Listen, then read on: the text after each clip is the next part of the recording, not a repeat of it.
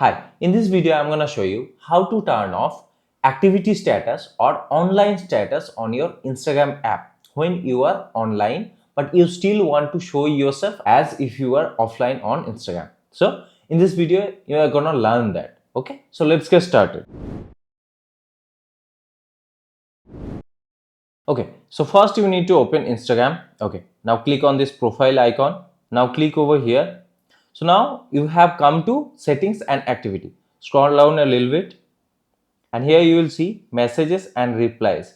Click on here. Now click on show activity status. Okay, here you will see our show activity status is active, so you need to turn down or turn off this show activity status. Now no one will be able to see your activity status or your online status on Instagram. Whomever you have messaged or those people whom you follow will not be able to see your online status. So I hope you find this video helpful. If you do, then please hit the like button and subscribe to the channel. Thank you.